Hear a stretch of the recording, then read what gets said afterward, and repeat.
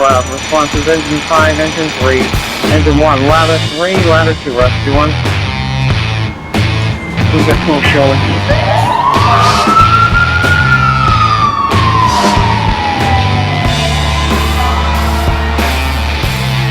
Division 1, you're on location, box 23, reporting smoke show on 727.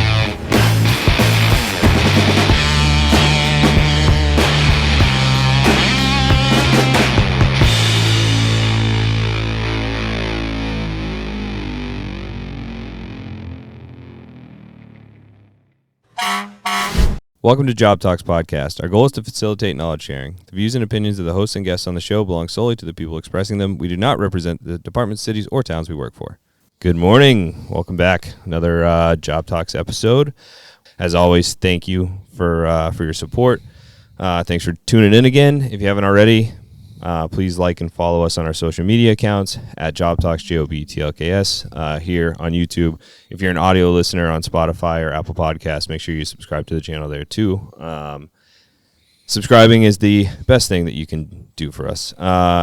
We have our shirts and merchandise available on our website, JobTlks.com, so you can check that out. You can order right through the website, nice and easy. And as always, just please stay engaged with us. If you have any topics you want to discuss, if you are an expert and you want to come on the podcast to talk about something, let us know. We'd love to figure out a way to make that happen. So, if you don't buy our merchandise, we'll never be able to afford the A. Yeah, JobTlks. Yeah, so that is literally the whole premise of this, is trying to be able to afford that. Little guy's more expensive than you think. Yeah. So first point of business is a fire service shout out, which I feel like we haven't done in quite a while. I bullet pointed this. I have a more detailed email from the person who was in command of this event that I can put up on social media for you guys to see what he said. But that's a good. Yeah, so this was dispatched as an MVA. So he said originally it came in as a possible head-on collision, and although this is an MVA, I would categorize this call as more of a tech rescue. So they got a call for initially a head-on. They were updated that it was a single-car MVA into a pole. You can see the photos here of the vehicle. These are obviously post-incident. We don't have any with the victim in it. This was in Wayland, Massachusetts, and one of the things I wanted to highlight, because we've talked about some like department shout-outs in the past where we highlight the amount of personnel that some of these departments are able to send and assets they're able to send to a call like this. So these guys had 6 total personnel go. They had a lieutenant that was acting up as the shift commander in the car. They had a swingman, which is like their third person in their station, that went on an engine by himself. They had 2 firefighters on an ambulance and then 2 firefighters on another engine. They did a recall of personnel to man the station while this was ongoing, as well as secure an LZ for med flight. And then they had mutual aid cover their other stations. So this is obviously a smaller town that had a lot to do. So when they showed up, they found a single car that had struck a utility pole. The utility pole snapped about 8 feet up, and it landed on the car. The power lines were live on top of the car, and the patient was conscious in the car. Because of the power lines, they were unable to make entry to the vehicle, so they were kind of trying to shout commands at the person, mainly to stay put and not try to get out of the car. At some point, so it sounds like the call probably came in initially from a passerby, and at some point the victim called 911 and was actually routed to the next town over's ECC. So she was actually routed to Natick's Emergency Communications Center. Natick then got a hold of Wayland and said, hey, we have that victim on the phone. She is complaining of some potentially critical injuries, including abdomen and chest, and felt like she was going to lose consciousness. So and I know the guy pretty well, that was the lieutenant that was in charge. He said that that kind of triggered to make the decision that they didn't want to wait for a National Grid rep or Eversource, whoever it was, to get on scene to shut the power. So they requested them to shut it down remotely, which is pretty rare to do. Yeah, I didn't even know that was a thing, if I'm being honest. Yeah, they can shut down grids remotely with computers. And crazy. So got a lot of resistance about it. One, because it meant they're shutting down power to, like, they said, like 250 plus clients. Two, because even though they hit it on the computer, there's nobody there to verify that it's out. So all the people at night sleeping with CPAP suddenly started choking to death. Does have battery backups, right? The heck is going on, Joanne? Oh shit!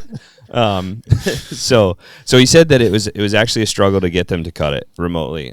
He said he called. They had 2 hot sticks on scene, which, if you're not familiar with hot sticks, are detection for live electricity. And he said in his email, and I agree, like, everybody should have one of those things. They're so useful. I have no idea. I've never seen one. Well, I'll throw a photo up on social media, and just to kind of show what it is, we carry them in Cambridge as well, and they're good for exactly this type of event. So I have a little. I have my electrical tool belt that I keep separately for all my little electrical jobs around my house. And I got the little pen thing that then you stick and it's like beep beep beep beep beep beep. Yeah. So this is like a bigger version of that. So Yeah. it's probably like 2.5 feet long. It's a little cylinder. It's just a twist to turn on, and so there's different modes. So you have like high sensitivity. So if you're looking for like low voltage, you have low sensitivity for high voltage, and then you have point. So it actually detects only at the front. So you can point it at something and detect. Like you can point it at an outlet or whatever. Mythbusters actually did an episode about this. Did they really? Yeah. Yeah, whether you can pee on the wire to determine whether it's live. Will it connect? No, because the stream really just kind of like it breaks. It's a fog pattern. Bifurcates. Yeah, it's in a fog pattern. It's a fog pattern. So Jamie Heineman. Mine is actually laminar flow. It's good. Oh, nice. Oh, really? Nice. That's good. That's Straight good. stream. Straight stream laminar. So to reel it back in, he told National Grid or Eversource, I forget, if he told him he had 2 hot sticks on scene, they could verify the power would go down. Eventually, also the chief of Wayland, who was responding from home, also called and was like, "Hey, if he's saying shut it down, shut it down." And so they eventually did. They were able to then extricate the patient within 5 to 7 minutes. They took out both doors and B posts on the vehicle, so it was an actual like tech rescue and extrication. They had the person out and at the landing zone before the rep from Eversource showed up on scene. So they called in MedFlight. He didn't say exactly when, but I'm assuming knowing it was going to be an extended extrication, he called him in. They were probably standing by, so they got in the ambulance, went straight there. He also said what I thought was pretty cool when we talk about mutual aid for these towns is he said that the other town next to them, Weston, was actually listening to the whole call and called Wayland's ECC and said, "Hey, do you want us to go set up a landing zone for you? We have the personnel available." Nice. Which I thought was like really awesome for a neighboring town to be paying attention and offer that. He declined it only because he said where they were coming from, the LZ they would have had to set up, they would have actually had to go through the accident scene instead of back the other way. So they ended up, I think, being able to secure an LZ with their recalled staff. So it's funny because I was talking to him. He's like, "I'm not sure that this is worthy of a shout out or whatever." And I was like, "Man, absolutely," because there are departments that do shit every single day that's newsworthy, that's shout out worthy. But this is one. It wasn't in the news. I never saw it. I just happened to be talking to him about building props, and he was like, "Oh, by the way, I had like probably one of the like coolest calls of my career as far as being in the car." And he said it was cool because he was like, he's always been like, "Oh, I don't know if I want to go in the car. I want to do the job." And he said like watching the people work and standing back, he said was like really awesome. So very cool. Anyway, shout out to Wayland Fire Department as well as their neighboring towns that helped out. Sounds like a pretty legit rescue and had a positive outcome. I don't know the actual outcome of the victim, but as far as what they did, everything went well. Yeah, good job, boys. Nice job. Yeah. Which translates into our episode today. Customer service. The fire service as customer service. So before we get into this episode, we always do the caveat that we're not the experts and things like that.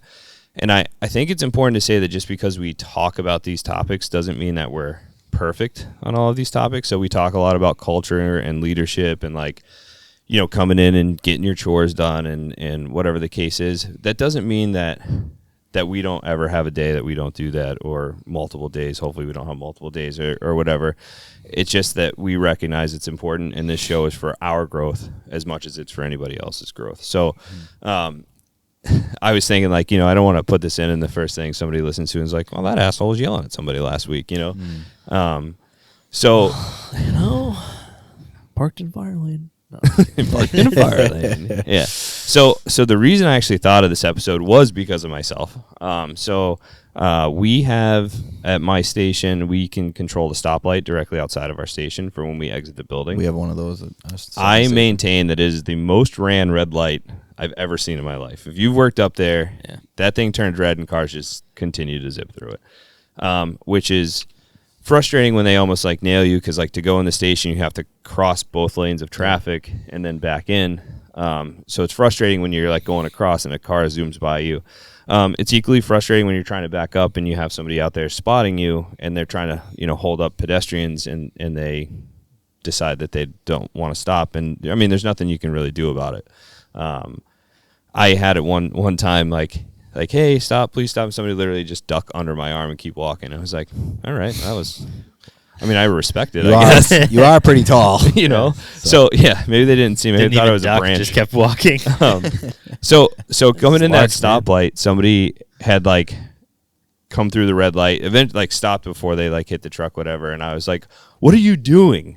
And like thinking about it afterwards was like one of those moments where it's like, all right, we're customer service. Every interaction we have with the public is, it has the potential to be good or bad. And like every time we have that bad interaction, we put a sour taste in people's mouths. And so this episode is really for me. To remind you to be a nice guy. To remind me to be a nice guy when you're frustrated or whatever the case is. So in your defense, I have seen you do some pretty good customer service, even when I was not in the mood for customer service. Yeah, I mean, just as a side note, like I had this conversation with my lieutenant a couple weeks ago. Everybody has a bad day, and everybody has a day where like they need their partners to lift them up, bring them up, reel them in, whatever the case is. And then you have the day where you need to be that person. So it waxes and wanes for everybody. Nice but words. Even that was good. Yeah, even though it waxes and wanes, you can still keep that like waning level appropriate. You know what I mean? Will Miyagi. Yeah. Wax on, wax off. I will say I'll mention before we move on to some of the point, since we're at the beginning, that one of the big takeaways that I got from when we hosted Bobby Eckert was because I didn't really pay too much attention about the row houses because we don't have those here. Right. But he did talk a lot about the first thing he said. He was like, people hand you over their most prized possession. They throw their kids at you. They throw them at you, whether it's because they want them to meet you or because they're really sick and all. And they open up their door and they let you into their house. And he was like, and what he said was like, so if you're having a bad day, put a fucking smile on your face and move on and go into the public and be a good person. Yeah. And he's like, and that, however he worded it, probably a little bit better than that. That sounds about right. But with a few more F words, honestly. Right. And but seriously, it was like one of those things like, it took hundreds of years of, firefighting tradition and being the, men and women that we are to build this trust. And so, don't be the link in the chain that breaks it. and screws it up for everybody, because this is a good thing we got going. Yeah, and so like you basically just hit my next point, which is that we're still generally liked by the public in an era of public safety being targeted for whatever may be targeted for, finances, taxes, whatever the case is. We still generally have a good relationship with the public. The public still generally likes the fire service, and it's just one of those things like we can't like destroy that over time, and like you said, it took hundreds of years to build this. It wouldn't take hundreds of years to destroy it if we all started just kind of once the trust is gone. All it takes is an iPhone and the internet. That's it, man. That's all it takes to destroy it. One person having a bad day. So in prepping for the episode, I kind of did a little bit of research as like customer service, and I found a good article in Fire Engineering. And I now see that I have some typos, but the old and I quote, old firefighter perception was that the public loves us. And we have always kind of thought that the public perception was that we know they're here and they're going to come when we're called. But the reality is that public perception has changed, and includes people who think we are taking tax dollars, want to know what they get from us, think that we're, I mean, I feel like even among like family, I feel like you constantly have to defend your job. You always get the like sly comment of like, oh, what'd you do, sleep all night, or were you sitting in the recliners or whatever. And we joke about this stuff because we do when the call volume allows us have the opportunity to sleep at the station, and we do have chairs and we do relax, and that's part of like the house part of being in a firehouse. Some people call like the money train, right? But like pointing back to the all hazards episode, there's a lot more that we do than just fires, and the public doesn't necessarily know that, and so we're constantly kind of defending ourselves. Even recently, I was down visiting. My mother-in-law has a house in New Jersey, in Ocean City, and we were down there, and they accidentally hit my wife's grandma's life alert, and so all of a sudden a fire truck comes, an ambulance comes, a police car comes, and like my mother-in-law's husband was like, oh, like what do they have nothing going on? And it's just like, bro, like this is what we have to do. And so like even among people who might have respect for the fire service don't understand like what we do, which is why like if we squander the like personal relationship, we'll never be able to like convey the like the value of ourselves, if that makes sense. Well, those small day-to-day interactions that we probably characterize as insignificant, and I think we all do at some point. Like even, and I was talking to my captain the other day, like we were in line getting groceries, and like I wasn't particularly like feeling like interacting with anyone, but there was just like an elderly lady behind me at Star Market. And she was like, oh, like, how's your guys' day going? I'm like, oh, it's fine, and like, that was kind of like the crux of the conversation. And I was like, you know what, like, I could just choose to just like not talk to this lady anymore. And I was like, you know what, fuck it. I was like, how's your day going? You know what I mean? Like, cause like this could be like and we ended up having like a very good conversation. She's like, oh, like what firehouse are you out of? I'm like, oh, I'm actually out of headquarters. And she's like, oh, I actually live right around the corner. And like ended up being like a good conversation. She's like, I'm glad to see that you guys have an opportunity to get a meal. And like, I could have chosen to just like, hey, how are you? Which he's like initiating a conversation. I'm like, oh, fine. You know what I mean? And like leave it at that. Good for you. Right. But it ended up being a good conversation. And like we interact with the public all the time, but the public doesn't always interact with us. Right. So like that interaction could be the only interaction she has with the fire department for like the next year. Right. And I'm glad I made it a positive one. So like, even though I like internally, I'm like, all right. Hey, how are you, man? Like, how's your world? Right. What do you got? You want help with your groceries? I mean, like, and that's like nothing for us, and I characterize it as like being a good dude, right? But like, I think she may or may not go back and talk to anybody about that, but she'll feel good. Whereas, like, if you were like standoffish or something, say not her specifically, but say you're talking to somebody else and you were standoffish. A good example would be like the story you told about glue Teflon. Yeah. Somebody came to the firehouse and was like, oh, I don't see any fire. And, he could have been like, oh, yeah, you know what? Awesome, man. Like, have a nice day. Like, go fuck yourself. Yeah. But instead, he, like, brought him in and educated him. Yeah. And instead of those people going back and being like, yeah, I went by the firehouse. Those guys weren't doing anything. And the guy was a jerk. Now they go and be like, man, do you know, like, all the things that, like, these guys actually are able to do? Like, that's a totally different conversation. And, like, butterfly effect starts a much bigger chain of positivity. Ashton Kutcher comes at us. I think it would be a cold day in hell before glue Teflon ever said to someone anything along the lines of, oh, okay, man, fuck you. I do too, but which is why we need people like glue in our lives. As a friend, we're trying to get him to come on the show, and he's resistant. So we're just trying to make him feel bad. We'll get you on there. Yeah. As a friend, this is your official invitation publicly in front of tens of viewers to come on our podcast and talk about maintaining a positive attitude. But I think as we really are like a customer service industry, and the onus is on us to effectively communicate like, hey, like if we're not, and we've talked about this in previous episodes, like if we're not communicating what our value add is, then like that's our failure, right? Yeah. And like if we're as much as like public safety, we work together collaboratively, like we are competing for pots of funding, right? Whether that's local, regional, national for grants, right? You are competing when you compete with grant money. Like, so like having positive interactions, going the extra mile, doing some of the stuff that you've talked about, John, where have been like the most being that advocate when like potentially no one else is an advocate, like eventually like that positive interaction like translates to the ballot box of like, hey, these guys need new SCBAs. Are you willing to spend an extra, $20,000 to get them SCBAs?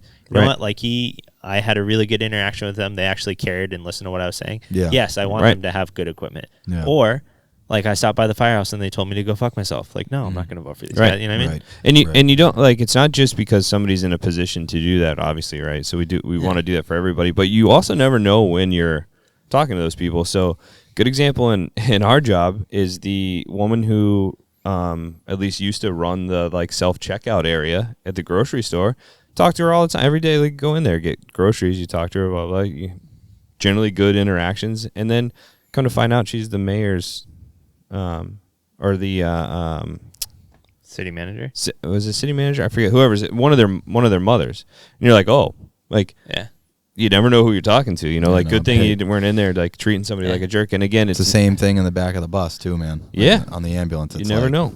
You never know. You pick someone up and you're treating them like crap. Not to say that's what I do, but it has happened right in the past with other people. It's like, and then all of a sudden it's somebody who kind of packs a big punch and it's like, oh well, And I've heard the stories like from a ton of people where like families have had to call the ambulance and they're like, hey man, I would really like to go to this hospital for these reasons, and they know what they're talking about, and they get like crap from guys, and they're like, hey man, like I'm on the job too, like do you think like, and they're like, oh, you should have said something. Like, no, you shouldn't have had to say something. Exactly. You know what I mean? Like it shouldn't matter who you are. Like obviously we go above and beyond for everybody, but you have a little bit of a relationship with certain people, so that makes a difference. But professional rapport. Yeah, you should just have like you should just be wanting to do that for people in general. And I get like obviously there are like protocols, and like you can't take a 2-hour trip to a hospital and leave your own town and staff. So there are reasons for not doing that. But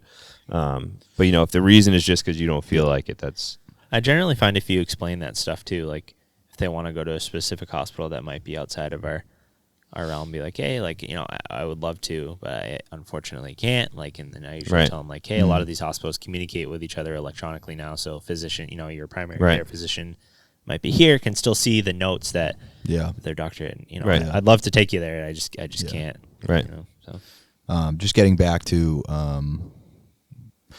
you mentioned that like a lot of people just they don't see the benefit because they never see us, they never talk to us or whatever it is. Maybe I think most fire departments do a good job of getting out there in their community and getting themselves involved with people. But you're right, because I think as we all know, that typically our resources are taken up by the same core of people all the time.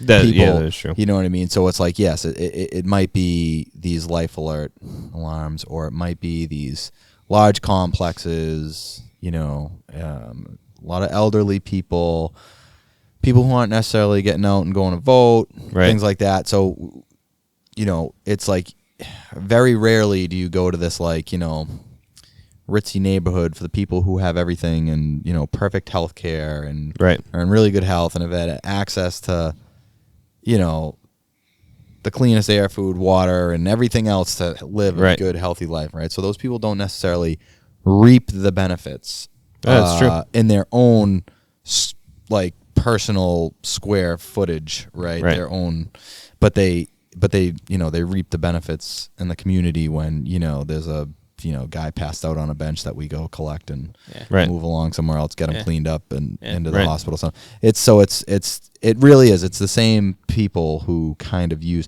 I think it's kind of like the wealth distribution, right? It's like not like it's like the 10% who use 90% of our resources. That's what it boils down to. And when those people that have the access to everything call, usually they're like real sick or something like real's going on. You know what I mean? At least for us. It's true. It's true. So another point in this article is that in the past the customer has kind of been a captive audience for the fire department, and we've kind of taken advantage of that. So in the past it's kind of been like they call us, we show up, and we do what they want, but that that's again changing, so customer expectations are increasing, and then to some people on the job, the customer is becoming the imposition. And I thought that was a really interesting thing to highlight, because I feel like we definitely see that all the time. What do you mean by that? So like the customer, the hassle or the burden? Yeah, the hassle or the burden. So for example, like you get the call for a medical call, and you're like, oh, like that person that called is a burden, when in reality that person is giving you business. Right. You know what I mean? Okay, so it's just a mindset shift. Or you go to, for us, we have areas of our city that you go for the same people over and over and over again. Frequent flyers, right? And everybody has those people, and so you become like a little bit jaded when you go for those people. And what's crazy is that they're gonna be the sickest people eventually. They're generally like in the poorest health, with the poorest health care, whatever. And aside from customer service, that can really bite you. But we're all victims, or we're all subject to having that complacency or whatever when it goes to those people. But you see when you go, and the fire service isn't overwhelmingly like this, otherwise we wouldn't have a good rapport. But everybody has the people and has had the times or seen the people when you go, and it's like you go for like a smoke alarm, and they're like, well, why did you do, and they're like yelling at somebody because they burnt food, like as if you'd never burnt food on your own stove. You know what I mean? So they're an imposition to you instead of like your clientele. And I think that that's like important mindset shift to try and be cognizant, because you're gonna like listen 3 a.m. and you're on your fourth run after midnight, and you go to some of these and you're like, what are you doing? But right. That's not, I just wanted some Ilios, man. Yeah. Come on. Yeah, exactly. but like you can't view the person that calls 911, no matter what it's for, as a burden or an imposition, because if they weren't calling 911, somebody wasn't calling 911, we wouldn't exist.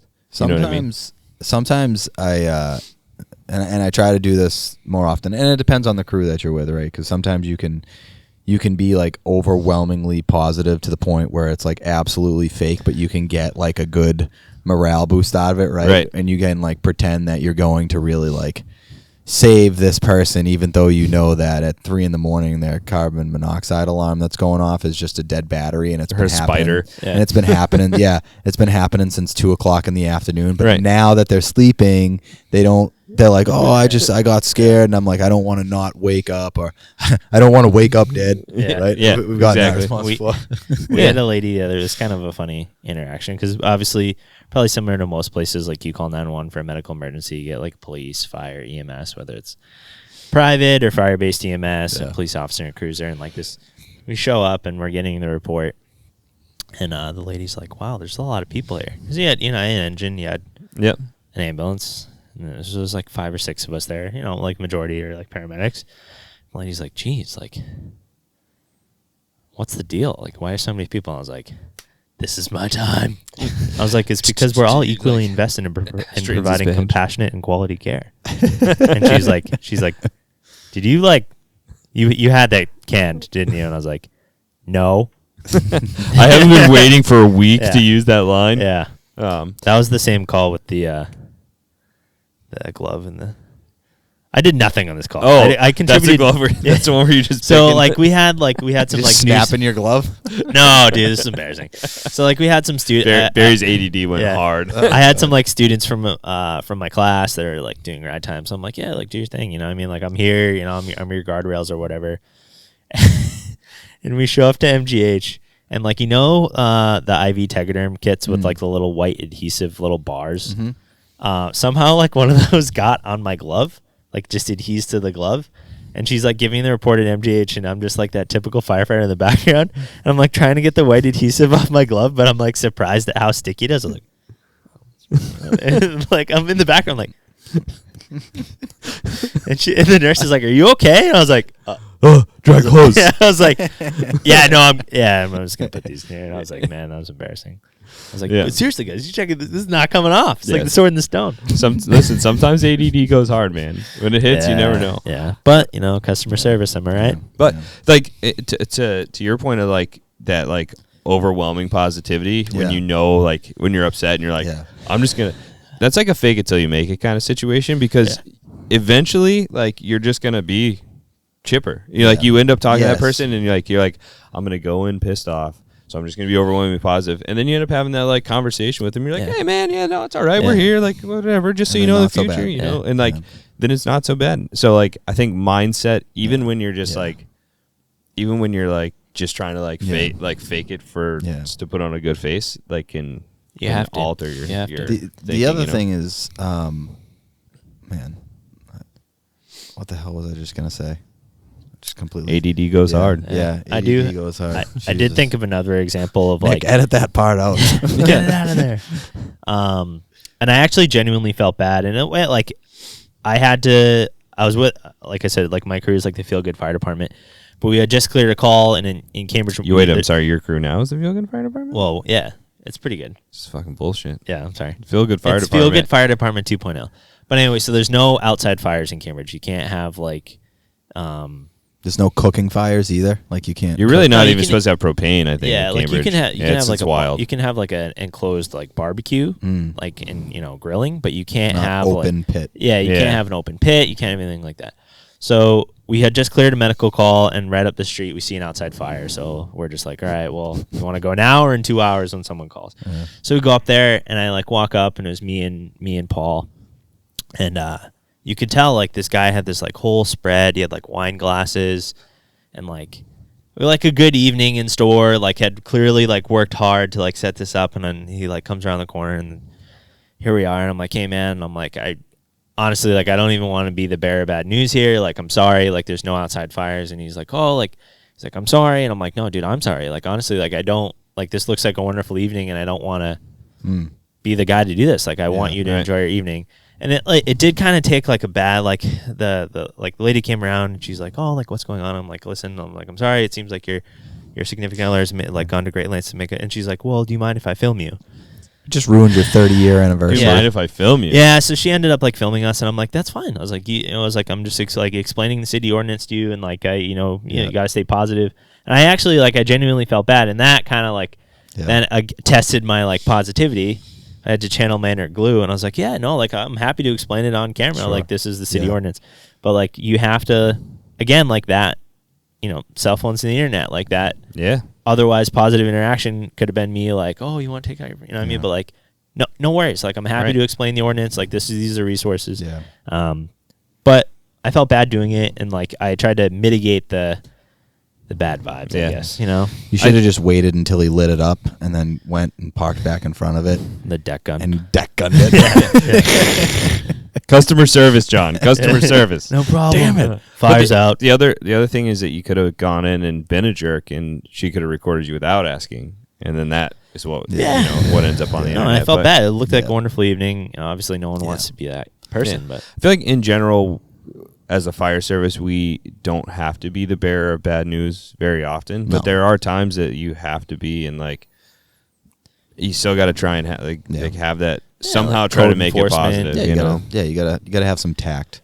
And I did explain it. I was like, hey, like, the reason why he was, like, 3 feet from the side of a house. And so was it propane, or was it, like, no? It was like an open. What were those stoves that we were talking about? The solo stove. Oh, and like, did he have it on his deck? No. But I was like, hey, like, this is the reason why it's very close. So it's like, it's not just a fire, you know, an ember can, you know, drift and catch whatever. Yeah. And he's like, no, that makes sense. And I ended up talking to him. I was like, hey, is that a solo stove? And he's like, it is. And I was like, well, now that you can't use it, are you selling it? No. Maybe $100 right now. $100. Oh. And that's how I sell and resell solo stoves. What I was going to say, Will, really quickly, is that we are all in this fight every day together. You can call it whatever you want. It's not a fight, right? But at some days when you're getting your ass kicked, it feels like a fight, right? Yeah. But you're in the trenches with your guys, right? And as long as you're all getting your ass kicked together, then you can, like, collective suffering is huge. Collective suffering, and you can make some funnies out of it, man. Yeah. Joke around and get through it. You know what I mean? That's it's like, to your point, that's where, like, the crew is huge, because you know, you're having a bad day, and you get that one person that's just like, no, you know, like, on your company, Schmish Kratums, Yeah. is big on that because you like Just rolls with the punches. yeah, he came in. He was at Porter Square for something. I think he was getting off in overtime, and somehow in the morning, guys were getting a little riled up, and like he was like, "No, man, no, it's gonna be a great day." Like and you're just like, "All right, fine, fine." So like you get that person. It's hard to, unless you're actually like an asshole, is like your personality. It's hard to like continue to be one when you get a person like that. So and it is a fight because we're all. There's a reason, like in general, customer service, like employees get burned out, like in retail, in food, and whatever. And this goes for all of those jobs too. It's not just the fire service. It goes for all of those jobs. But when you deal with people, you have to deal with every type. You're going to end up dealing with every type of personality, and some you're not going to jive with, and some are whatever, and you're going to get frustrated, and you just have to like. And that's why I say, like, this is very much for myself as much as anyone else. Like, I'm not definitely not claiming to be perfect, but I think, like, it's something that we have to at least be aware of and work on as a service, especially in the times of having to, as you've said before, justify our existence, you know? Yeah, 100%. And, like, it's one of those things where, like, maybe back, I don't like to say, like, back in the day, but you didn't necessarily have to have, like, decent interpersonal skills because, like, you just put out fires, you know what I mean? Like you were maybe. Are you guys reading my slideshow? You guys are nailing it right now. But like now, like customer, like it's like Nardelli said, like they in Brockton, they go on every call, right? And that translates to interaction with the public, right? Yeah. So now you do like if you interact with the public that much, like you do have to have good interpersonal skills. So the next point on the slideshow here is that the days of hiding in the station and only coming out when called are over. So it used to be that you could sit in the station all day and you only came out when a call came in. Now that's just not the case, and you can see that anywhere you go. Like the doors are generally, most fire departments, the doors are open, people can just walk in. It is a public building. People want to walk in that building. Like there are obviously spaces that we secure with our belongings and stuff like that, but they have the right to come in that building and see what's going on. And not only that, so we haven't done it in a while because of the whole COVID thing, but before COVID, we used to have to do neighborhood walks, and that was literally, I mean, it was for like pre-incident planning and looking at your district and doing that stuff, but it was also just to be out in the public, and like walking around a neighborhood, and so that people could come out and you interact, and I think that's a big one. Like the days of just getting called to put out a fire are gone. Really quickly before we get too far past it, just now when we were talking about, attitude towards the public and everything like that. I will say like the big caveat there, right, is, and Nick can Photoshop this in. Picture of Jesus Christ, right? The golden rule, not that I'm religious, but the golden rule really, right? It's as old as time. And treat others how you want to be treated. So there is an acceptable level of behavior, right? And we're going to set the standard of behavior. If you walk into someone's house and they're treating you like an absolute piece of crap, right? I mean, you're going to do what you have to do and you're going to leave. But you're not going to, those are the things you're not going to do with a smile on your face. So but you're not going to be the person who walks in with the attitude. Yeah. Right. But you also still, I think that, and again, not that I'm can claim to be good at this, but like, I still think that even when you have those people, you have to walk away where your interaction with them was positive. Yeah, no, I mean, I see take the high road. You mean? Yeah, I see what you're saying. Yeah, take the high road. Yeah, like they can't come out of that. They can't come out of that and say like you were a jerk. Like you still, and you don't have to. I mean, in those situations, it's very hard to like to be overly friendly. Like. Usually that's my go-to move when you get somebody like that, is to try and be overly friendly, and then when they keep digging, it's like, listen, we're all guilty of it. But if possible, in the end of that situation, right? Sorry, there was like a gnat or something. At the end of that encounter, if they can't say that you were a jerk, then you won. You know what I mean? Yeah, I get what you're saying, but I'm gonna like just say for like people in the service industry, I know like the whole thing is like the customer's always right and all that and whatnot. I come from that industry, right, where customer service is huge, but there is a point. Oh, 100%. There's just a point. You have to defend yourself at some point. No, there's a point where you're just not going to accept someone's crap, and Yeah. those are times where it's personally. This happened to me at work. It just so happened it was on a medical. I'm not going to get into it. I went back. The chief happened to be standing at the door. I said, "Chief, you get a phone call for X, Y, and Z. Everything I said to this person, if he says it, is probably true." And I'm like, and he deserved it. Yeah. And he did, and everybody on scene knew. And it was like one of those things. My lieutenant was like, "Hey, man, keep it up. I'm just going to call the police and have them remove you from the scene," because it was just really bad. So at first, I tried to de-escalate. When it didn't work, and he kept going, that's when I chimed back in a couple things, because at no point should the public also think that they can walk on you as you are a public servant. You know what I mean? Like, I'm not a public slave. Yeah. You know what Right. I mean? So there has to be a delineation of where they, you know what I mean? They should never like look at us, you know, with their nose turned up or anything. Yeah. And most people don't. Yeah. But for that 0.01% of people who may do that, we also have to squash that and show them that that's not acceptable either. But those people are the people who go through their entire lives having problems with everybody, not just us. I think I think you're differentiating like a jerk and someone who's abusive, because they're like at a point it becomes abuse, and I think at that point obviously you don't have to take in their like routes you can take.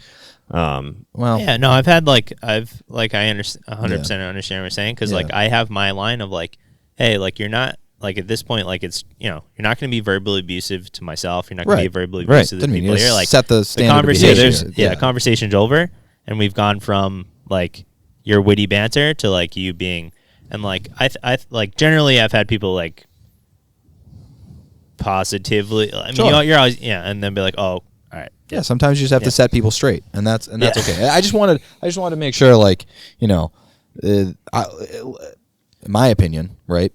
I am not. Just want like the audience to realize that I'm not advocating for, you know, taking anyone's shit either. Yeah. You know what I mean? No. I think there's a line that you have to navigate in any customer service industry, where like. At the end of the day, it's a two-way street. Respect is a two-way street. We always go above and beyond to have a positive interaction. Sure. But there are some people that are just going to continue to be negative, continue to be verbally abusive. Yeah. And you have to let them know, like, there's a line that we're willing to tolerate as far as like you being verbally or physically abusive, and you're not going to cross it. And I think that you can do that in like a clear and concise way. And I don't think that like our viewership or the public, I think like any reasonable person would be like, I understand that. So I don't even think you're in the minority for thinking that, because like no, I know you're not. There's always going to be people that are just really tough to deal with, and you have to say this is not acceptable, and it's not going to continue. So I just want to bring it back to a positive note. Like I agree with you. There are levels and lines. And another point in this article is like customer service program and training should be in every single department, so you can delineate that. Because again, like somebody just being a jerk is one thing. Somebody like calling you derogatory names or like crossing lines is a completely other thing. And so there should be some sort of program and training in your department and how you go about handling that, whether you step away and let an officer take control, whether you get the police involved, whatever the case is, because we've all had to do that too, where we've had to, I'm sure, call police to the scene to help, you know, with whatever's going on, because you have somebody that's maybe not even just verbally abusive, but you know, starts to get physically abusive, combative, things like that.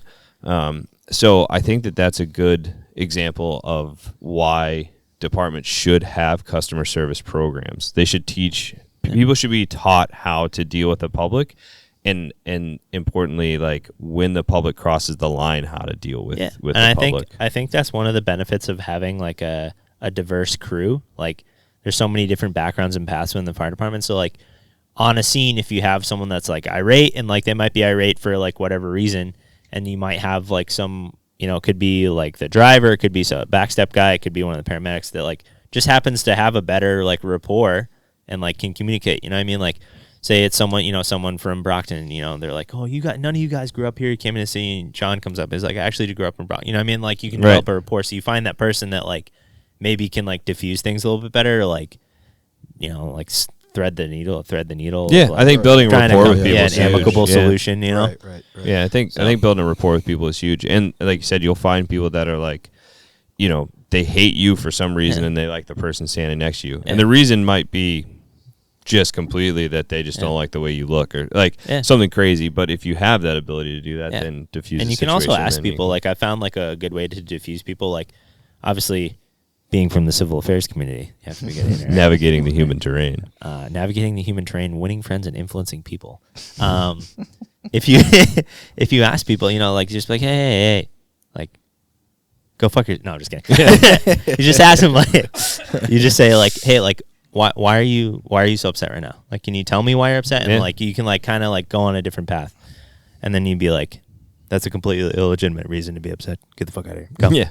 Make me a bicycle clown. You're just not correct. I have said to people before too, is like, hey, listen, like you called me. Yeah. I didn't like come to your house. I'm here to help you. Yeah. You know how what I mean? can we find a solution? And that line has been fairly effective for me personally. Yeah. And I think if you do ask people like, and I like as much as I think like, you know, the point of the show is to be unscripted, and sometimes we go down paths about like, you know, like dealing with negative people. That's just the reality of being in a customer service industry and having those strong interpersonal skills. So like I do say things like navigating a human terrain or winning friends and influencing people.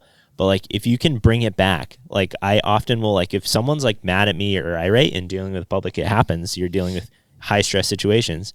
I like listen to their concern, kind of like reiterate it and be like, okay, like I'm understanding what you're saying, and then bring it back to like a positive note, like tabling solutions instead of just like making counter accusations. So I think it's important, like, and that's why having like strong interpersonal skills or having training is important, because these interactions are inevitable and they have to be positive. I think that having training is probably it's not something I know to my knowledge that we do. Do you guys do it? It's not something that I have seen in the departments I've worked or a lot of the ones around, but I think it's hugely important because it's sort of like setting an SOG for how you attack a house fire or how you attack whatever the SOG is for. Mm-hmm. If you have a program and an SOG, so when you get those people that just cross the line and you can be like, all right, this is the path I take, so that when they inevitably call the chief, you can say, well, listen, our training is this, like you crossed a line that we just don't take, you know, verbal or physical abuse, and like, so that's why we did what we did. And you know, like I think it'd be hugely important that, and like not everybody's a civil affairs guy. So a lot of people are like me, and you know, we're just not. We had a way of dealing with people like you. We had a way of dealing. But I think a good case study for this overall conversation is using Glue Tevlin, right? That interaction where someone comes in and criticizes and makes like quip comments that like any normal human being would be primed to be like, you know what, man, like fuck you. You know what I mean? Like, I don't come into your house and criticize you.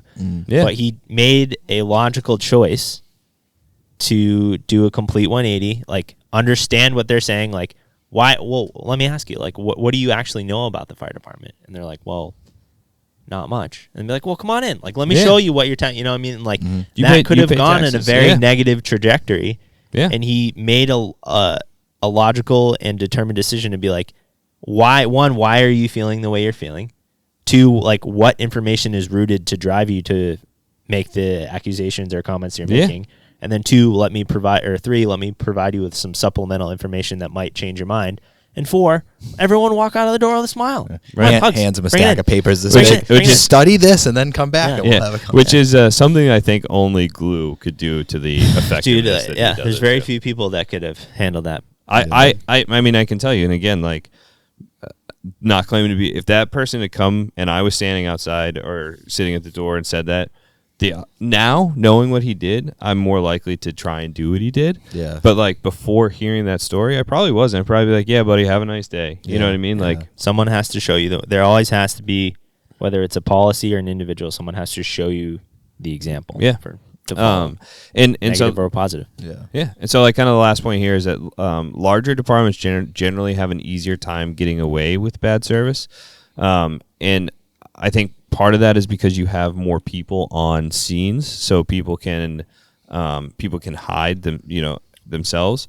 But also because there's just a lot more going on in those departments, and smaller departments generally do not have as easy of a time being that way. I think in the city atmosphere too, like, people really have an easier time just bouncing off it. They don't even care. Their day-to-day interactions, walking up and down the street, they see Yeah. 10,000 people a day. Yep. And if you're going to let one guy who barely bumps into you ruin your day, or, you know, if someone says, you know, gives you some weird off comment, you just deal with that stuff day after day after day. I think these people are so calloused to it that city living. That, or you that get it like just doesn't matter. Yeah, you get the person it does, but in it one of the doesn't, squares you know? that, you know, is just out there yelling at people for no reason all day, every day, you know, and it's just something you... Yeah. And I think that's a good point. I also think that it's like smaller towns tend to have people who are more involved with town government as well. So like my old department, when they had town meeting, I mean, it was hundreds of people that went. I don't know what it is in Cambridge. I know they do stuff like digitally now, but the ratio or like the percentage of people that are being involved in Cambridge, I don't think are near the percentage of people that were involved in my old department. No. You know what I mean? That's a really good point as far as like the psychology of like interactions between like big and large. Because you'll see like New Yorkers, for example, like they'll be in traffic like honking and be like, hey, like fuck you, pal. And be like, hey, right back at you, buddy. Yeah. And then they just go about their day. Just go on with their day versus like me 3 days later, I'd be like, if that was in a small town and you saw that interaction, like someone might be actually like go to the police station and be like, someone like swore, you know what I mean? Like yelled at me and like it was a road rage incident. Like we need to investigate this. But like you're right. Like we need to dude, right, Karen. Yeah. I wasn't even involved in this story, but it was just like one of the funniest things that had happened. My cousin Rick was driving, and he was with my sister, and this girl did something in traffic that was like kind of coming at him. I don't know if she swerved at him or whatever, but he had his window down, and Rick's a very reactive guy, and he was like, hey, fuck you. And before he could even get you out of his mouth, she's like, no, fuck you. So Ricky, he was like blown away. He just looked at my sister like, I'm just impressed you reacted that quickly. Yeah. Like, where's that girl from? There are people that are waiting for. There are people that like wake up in the morning and want to fight. You know what I mean? Like they want it. I woke up and chose violence. Yeah. I wish Matt was here for this episode because one of my favorite interactions. I think I've told you guys all the story. Probably one of my favorite, and it's like such a Matt interaction. Matt used to be a bouncer. He's still responding to hate mail in the basement. He's still responding. You're wondering where Matt's been. And Nick, I don't think you've heard the story. This is such a Matt thing to do. Yes. Yeah. No. Before that, that was another way of approaching it. No. So we had this like really like combative guy that was like going at it, and Matt just like Matt's a big guy, and he like grabs him. He's like, "Hey, knock it off." The guy's like, he's like, "Fuck you," and he's like, "You're about 5 seconds from getting kissed, right on the lips." and the guy's like, "Wait, what?" He's like, "Keep it up, you're getting smooched." And the guy's like, "Whatever, man. Like, I'm just gonna sit here," and like totally diffused the situation. It was hilarious. That would have terrified me. Yeah, but it was like hilarious, and just like so after that, like me and Matt would always be like, "Quick, kiss me!" Like every time we had like a combative psych, but he'd be like, "Hey, you're about 5 seconds from getting kissed, right on the lips." The guy's like, "What?" He's like, "Keep it up, you're getting smooched." I can't wait to use that one. That's awesome. But it like completely diffused the situation with like humor. Yeah, I mean, obviously, it wasn't humorous to this other guy, but honestly, if you had a dude Matt's size, like, that would be terrible. Like, he's not threatening to fight me; he's just threatening to make out with me. Like this guy forcefully make out with you. Yeah, this guy is crazy. Yeah. That's pretty much all I had for like kind of like the open discussion part. I thought those are some good points, and I think every point had like a little bit of a talking point. So, just some closing thoughts.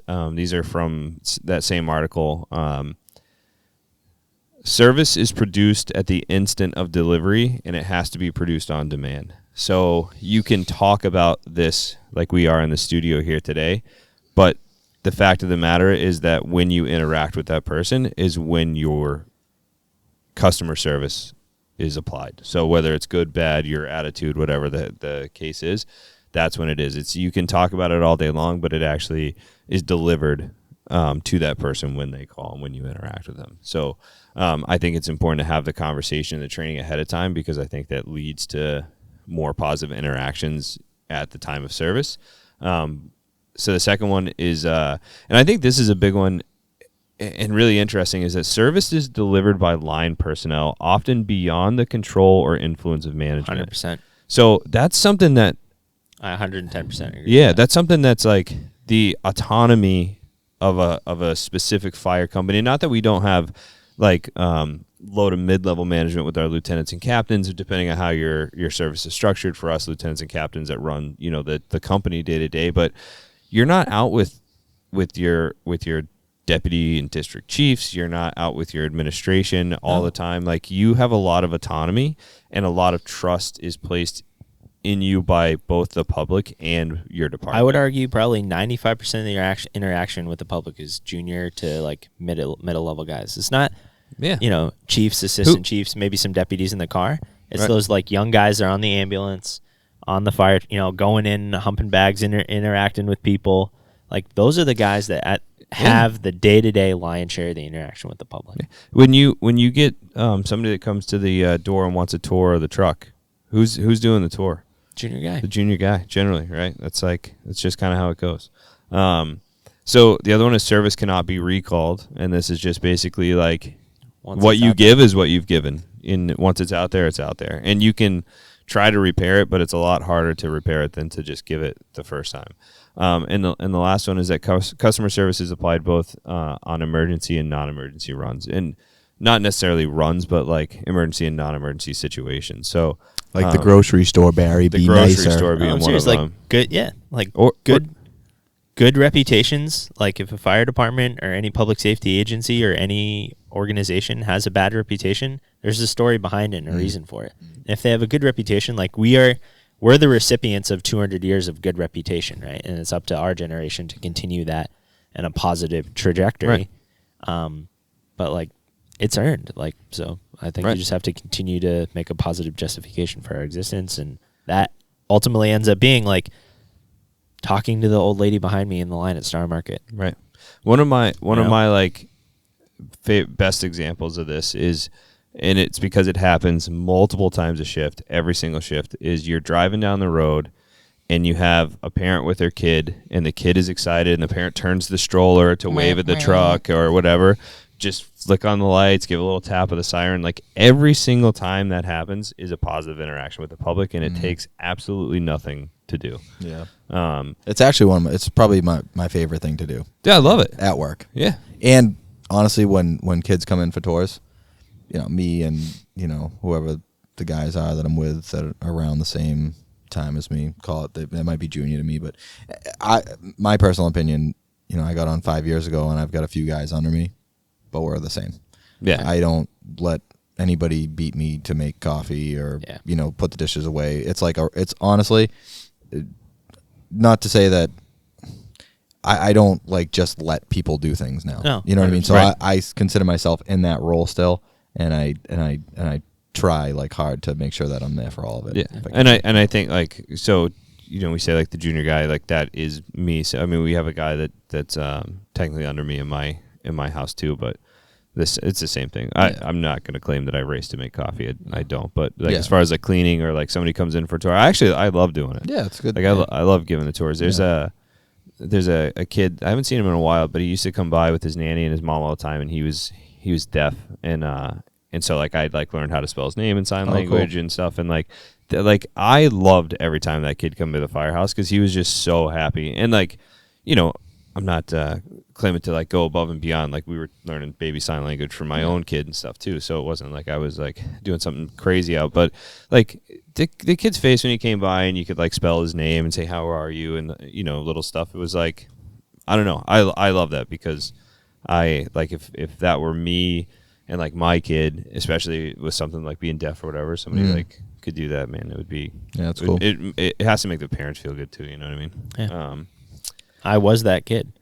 Like, I was like the little. I thought like firefighters are the coolest. You were deaf? Well, I'm not listening to you anymore. But that's about it. Oh, selective. Yeah, selective. No, but I used to go in and like I literally thought like these guys and gals are like the coolest people alive. You know what I mean? Like, being like totally enamored. Yeah. So I take special pride. That wasn't like a thing for me growing up, living on an Air Force base. Like, I couldn't even tell you where a firehouse was. Right. Well, I know we had them. Pilots and like fighter jets. And Yeah. Well, no. See, that was like I was a. Yeah. It's hard to compete with fighter jets. Well, my dad didn't work on fighters. He worked on C-130 gunships, but that's also hard to cool. compete. It's hard to with. compete with miniguns. Yeah. We have an inch and 3/4, but this guy's got a 6-barrel Gatling gun. Like, that's a Hard cool to fire compete truck. with. Can I see the airplane? Yeah. No. So moving on. Today, we're kind of going to do another video review / scene size up. And I chose this video. I'm going to kind of skip around different areas, but you can see that one of the things they say is like this this structure auto vented, and it was a windy day, so like the clarity of the video is really good. You get to actually see like a lot of helmet cam videos you get in, and all you see is black. And I'm you can ordering see, like, a helmet fire. cam video, by the way. Are you? Yeah. Yeah, I had one on my helmet. I just call My it a last helmet job, cam but- video. A helmet helmet video camera, whatever. Can I just say something real quick? Sure. No. Specifically to this department, they do a really good job with customer service and communicating their value to the public. Anytime Stockton? Yeah. Anytime I'm on like the interwebs or like Instagram, social media, like their stuff just pops up. Is Stockton the one that did the all hazards video?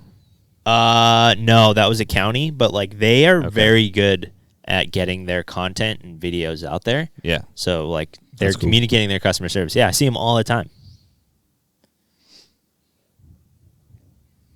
They also do a really good job of they add the like subtitles to the audio. The helmet cam. Do we have a fire on Sapphire Circle? So I'm just gonna kind of skip through Truck 2, Operator 1, Battalion 2, Battalion 1. through some parts. Patrol 2, Engine 7's on scene. They've got a 2-story single-family residence. Heavy fire showing from the front. It's through the roof already. We've got water up in front of us, about 3 houses. Engine 7's going to be pulling an inch and 3/4. Going to need assistance with the second line in the water supply.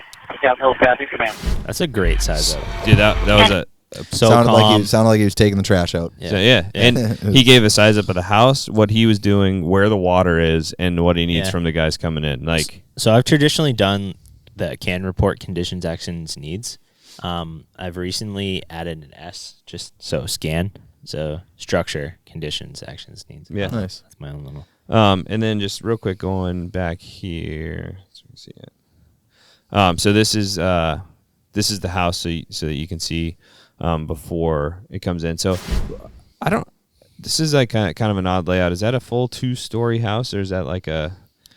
I mean, it's obviously living space up top. Looks like it. It's probably Yeah. that's probably a lot. Yeah. The building's probably longer than you think from Yeah. the front. You know. So a single car garage, obviously attached to the Living structure. room off to the left. I would assume maybe back of the back of the garage goes into the kitchen and. Right. So this is these guys pulling up to the structure. We got the water well assist with the second line.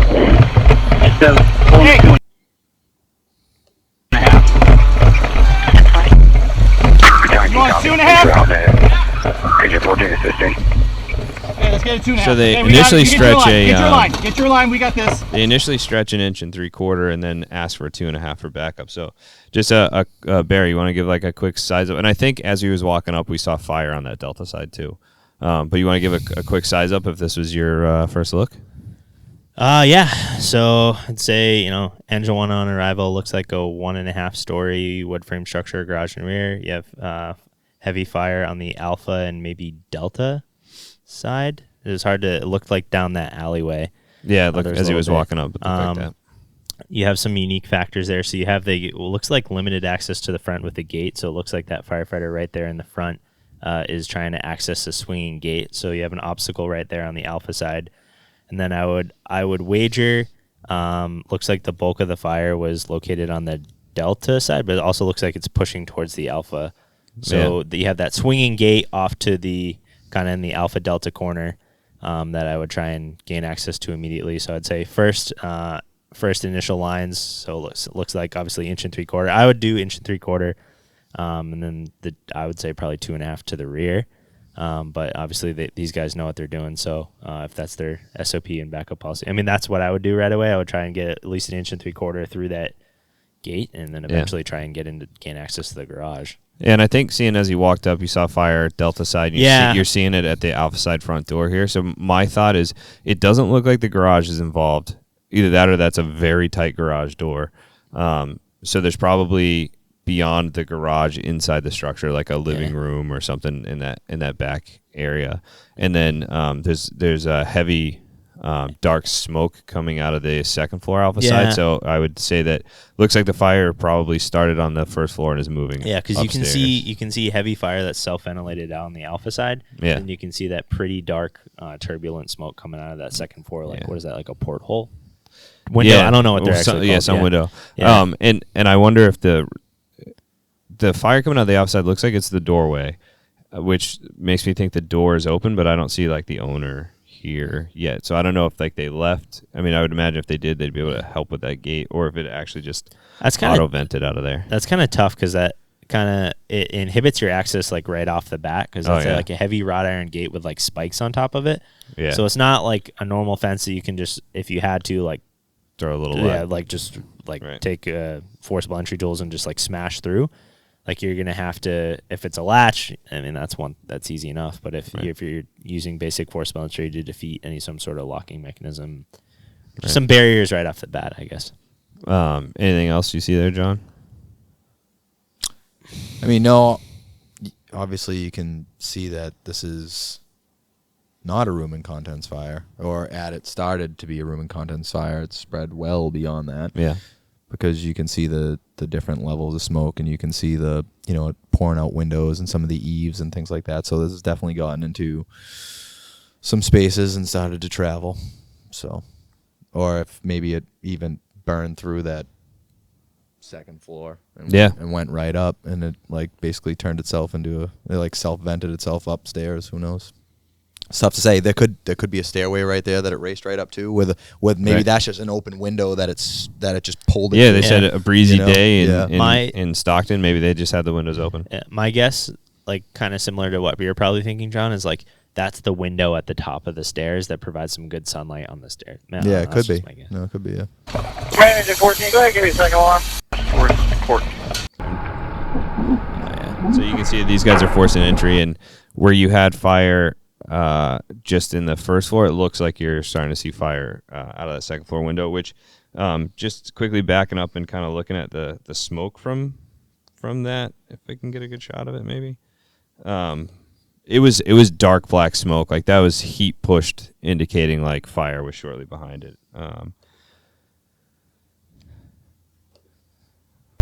So here I think we're looking at the Delta side, yeah. And again, it looks further back, so it does look like there's probably a room behind the garage.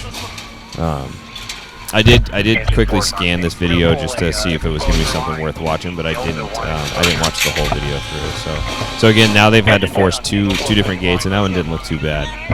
But you have obstacles to getting your lines in place immediately. So that first looks like the inch and 3/4 working.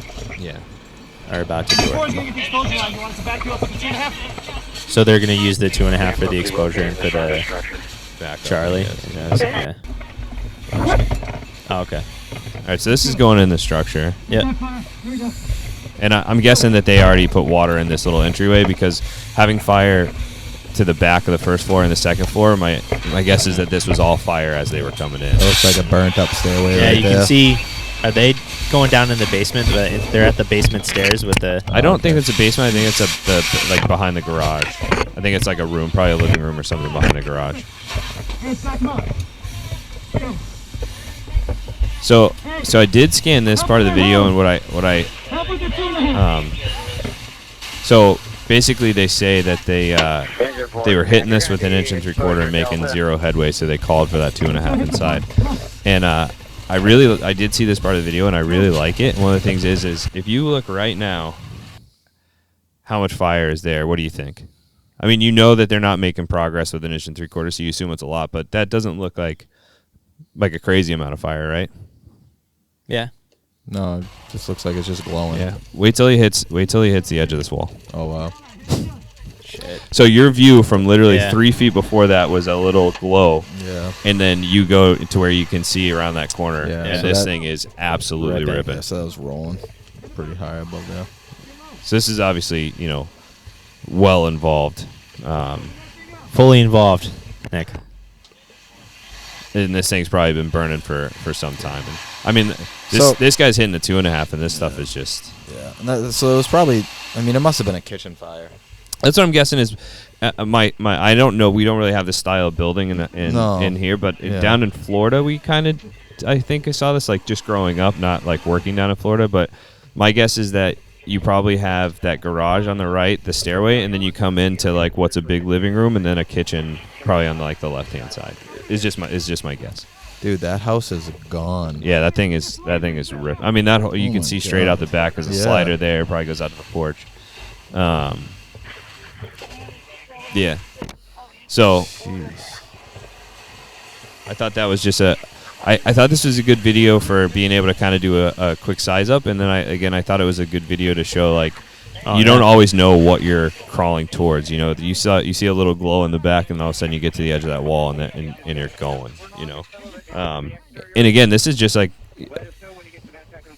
Oftentimes you can see in helmet cam videos the fire until they start hitting it with the water, and once they hit it with the water, you know, it gets dark. But so this is the ladder company coming in helping these guys out. So that's the basement. I think if there is a basement, that's probably the door to the basement right there.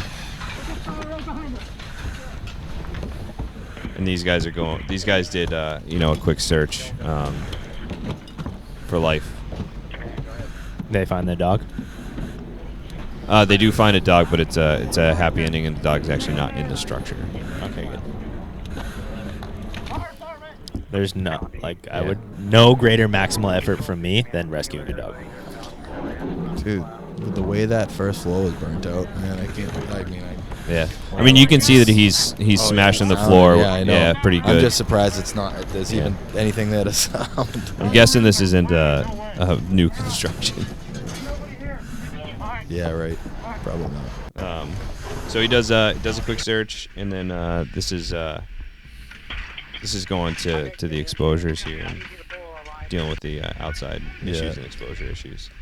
So as you can see, every step of getting lines in place and protecting exposures and all this, and these houses are pretty close together. Very. Is impeded by gates and fences, and this guy's shed obviously. Jeez, dude. He's got a trash line. Yeah, that's tough. That's probably the only line left on the truck. The booster reel. Yeah. But I mean, it made decent headway. It was just a shed, luckily. Yeah. No, I mean, it took care of the job, but still, that's just there's tough. a pup. Aww. So that's Wow, poor dog. just in time. Yeah.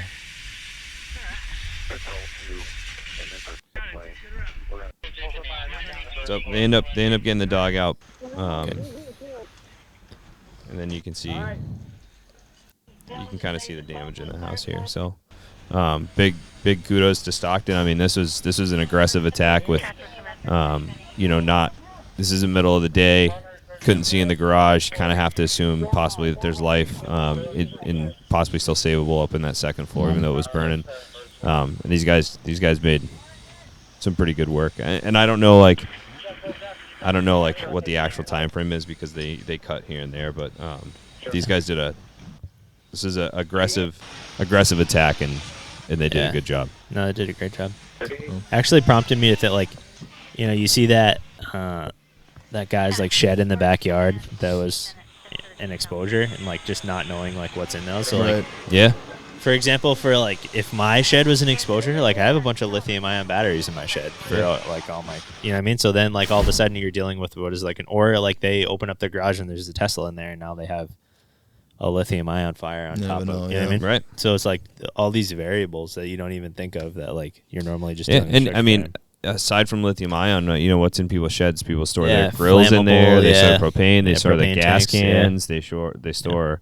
I mean, just there's just so much that stains and paints and all kinds of other flammable stuff too. So, I thought that was a good size up video.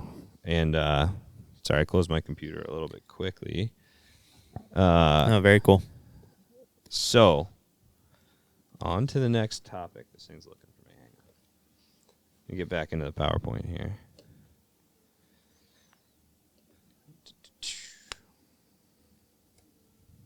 Guys, big news. Surprise! If you're in the New England area,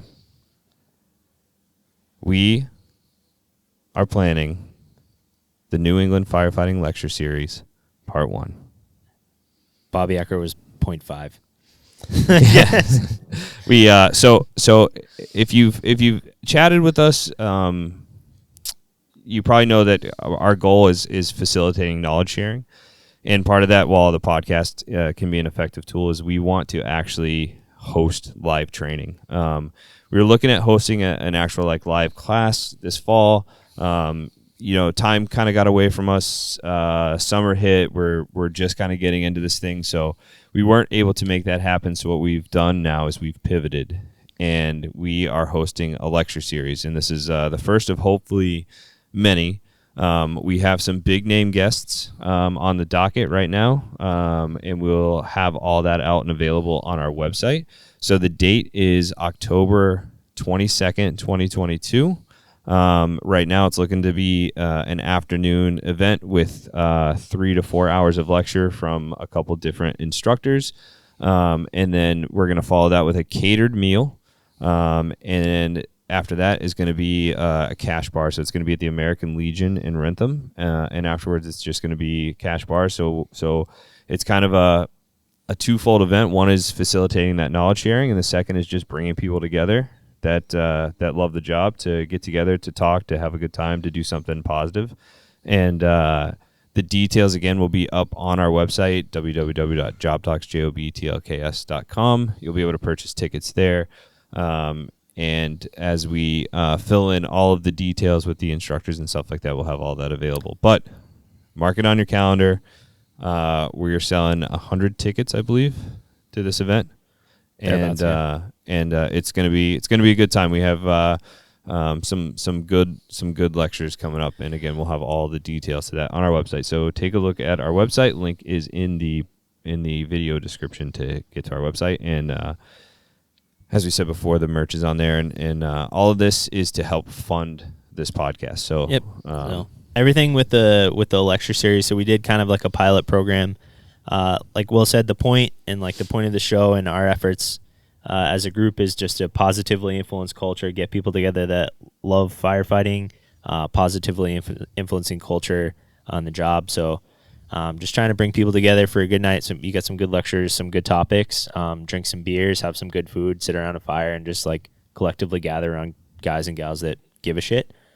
So we hope to see you there. Hope to support you. Like I said, Will was saying, everything, we're not in this for the money, so any money we make goes directly back into the show to giving you guys better content, and hopefully feeds into maybe some live training in the spring. So if you can support us, it means a lot. Yeah, and that's the long and short of it. And if not, then shame on you. Shame on you. Yeah, should be a good time. We're looking at about a $75 price point. So that's 3 to 4 hours of lecture. That is a catered meal. 2 drink tickets for domestic beers. You can't do anything fancy on our dime. No imports. I mean, honestly, I feel like that's a pretty good deal, and we make an afternoon and evening out of it. We all have a good time, and should be a good time. Yeah, no, and we'll have some raffles of some good causes. Like I said, at the end of the day, if you love the job and want to talk tactics, specifically New England firefighting, we want you there. Big job, small job, little job. All the jobs. Be there, be square. Yep. So, all right. Are you guys ready for the question of the day? Yes. No. I'm curious what this is. Yeah, me too. It's off the cuff because I forgot to put it in the Okay. Have we done wings or flats or drums on hot wings? Did we do bone in or bone out? Okay. It's a two-parter then. Wow. So, question of the day, back to hot wings, back to food. Can't go wrong. Do you prefer, man, I have some strong opinions on this one. Surprise, surprise. Do you prefer bone-in or boneless wings? We'll start there. Bone-in or boneless? It's bone-in. Thank God. Yeah. Every time. I used to be a boneless guy. I'm more of a bone-in guy now. So I'll bone in. Giggle. Nick? Bone in. Bone in. Wow. All right, good. Because first and foremost, boneless wings are not wings. They're fucking chicken tenders with buffalo sauce. Or nuggets. And a lot of times nuggets. it's bullcrap compressed meat. Yeah. Yeah. And all you're eating is the fried shit and sauce. It's Exactly. disgusting. All right. All right. So I'm happy Yeah, because that's I've had some discussions with people about that. There's actually, have you seen the video of the guy that goes to his city meeting and lobbies for lobbies for changing the name of boneless chicken wings to like chicken tenders because he's like he goes on this whole tangent on it. It's pretty funny. I'll find it. I'll post a link to it in the video description. It's pretty funny. He goes on this whole tangent on how boneless chicken wings are not chicken wings, and we're lying to each other, and we're scandal. Yeah, we're doing a disservice to our children and all this stuff. So with bone-in wings, do you prefer flats or drumsticks? Drumsticks. Drums.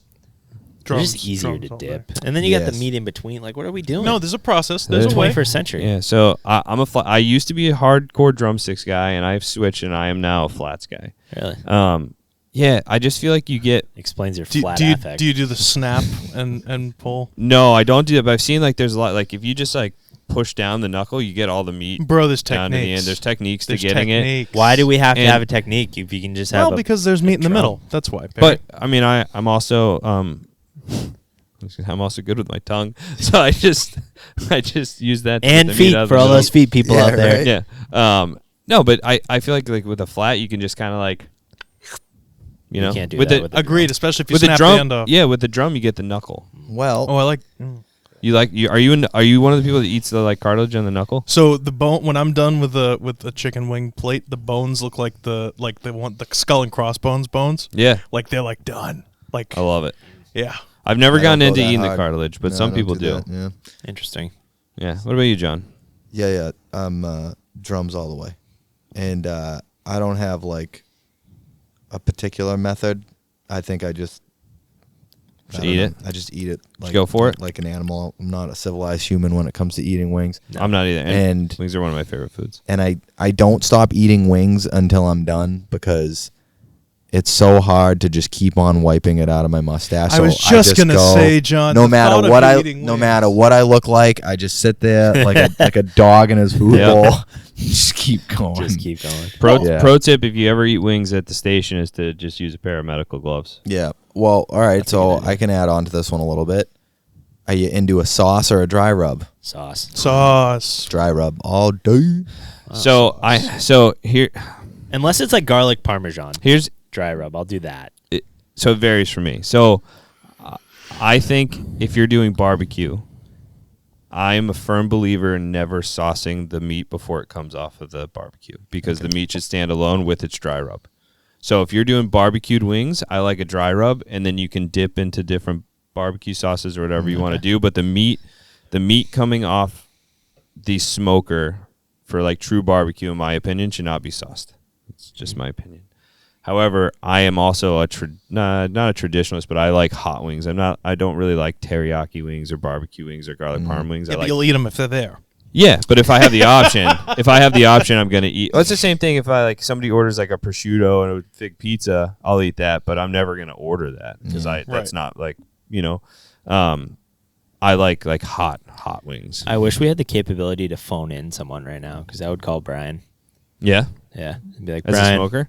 Yeah, because that's his thing. Is like Yeah. he loves smoking. Which Brian? Harris. Chief? Yeah, Yeah. chief. He's a big.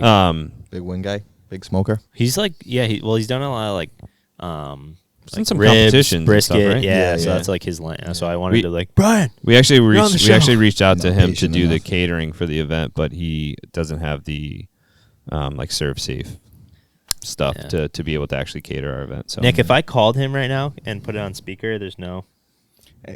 I mean, you can do it. All right, I'll try. I'll see if he answers. Because he said he would never come on the show and be like, Brian, surprise, you're on the show. surprise you're on the show. Well, let's see if he answers. He probably won't. Speaking of, while Barry's doing that, I have an idea Uh-oh. of doing a. Have you ever seen the Hot Ones videos on YouTube? Mm-mm. Is that what they're called, the Hot Ones? The guys, There's no service in here. the guys. No, I'm pretty sure he saw your name and just hit Yeah. cancel right that was a away. hang up. So this show, and I'm just kind of copying the premises. They get a bunch of like varying heat levels of wings, and Oh, here he is. they go through. Hey, surprise, Brian, you're on the you're show. finally on the show. What's up, Chief? Here you are. All right, so can you speak up? Just we have a question about barbecue. Okay. Okay. Oh yeah, I can hear him. All right. So the question of the day is, with wings, dry rub or sauce? Oh, either one. But as a professional. So Will says that if you're barbecuing, you can only do dry rub. So you're barbecuing or are you smoking? Smoking. This is what I meant. Dry rub. Yeah. Are you a believer as a professional that smoked meat should never come off of the smoker sauced? No. You are a believer in that, or it shouldn't, or it should? The only time I sauce anything is ribs, and I don't sauce them to the very end. It's a very light sauce, and then throw them back in for like another 20 minutes to tack it up. Yeah, the meat should stand alone. Excellent. Well, thanks for coming on the show, Brian. You're welcome. All Thanks, right. Chief. So just real quick, if you guys are interested in seeing an episode like that where we find some good videos to review and we start off with some mild wings and we work our way up to not being able to function as we eat them and still try and review the video, I'm going to tell you right now, I am not into that. So we'll find some. I'm into it. I kind of want to see your mustache get all dirty. Yeah, we'll find I'll someone. eat a lot of wings, but I had a spicy chicken sandwich last night against my better judgment, and it was Okay. I was on fire, dude. I couldn't. Yeah. do Well, it. that's the thing. It wasn't It even can't that be spicy. Too hot. It can't be too hot. It wasn't that you even lose the. You're flavor. right. It can't be too hot. There's no It such wasn't thing. even too spicy going in. It was just too spicy going out. See, I don't have that issue, which is probably why I really enjoy spicy Yeah, I'm food. I just probably good, enjoy man. it a lot less. I don't Just like good. spice that's so much you lose the flavor and you're just inundated by heat. Yeah, I'm not with that. So I like anyways, to enjoy my food. Speaking of which, All right. Well, after that super long tangent, thank you guys for tuning in again. Please, again, check out our website, JobTlks.com, JobTlks. As this airs, we should have the tickets and all of the information available. So when you go on the website, you should find a link to purchasing the tickets to the event there. There is a link to purchasing our T-shirts and merchandise, including a zip-up hoodie, because in October, when this class is, it might be chilly outside. yeah, gonna need If some you're- good merch for the event. If you're not subscribed to us, whether it's on YouTube or Apple Podcasts or Google or whatever the case is, please subscribe to our channel. That really helps us out in getting our content out. And the more we can get our content out, the more we have the ability to reach out to some of these people and places that can put on some really cool and good training, which is what we hope to do in the future. So as always, thank you very much. We appreciate you, and we will see you next week. All right, guys. Thanks for tuning in. Job Talks out. Boom. Another one. on the show.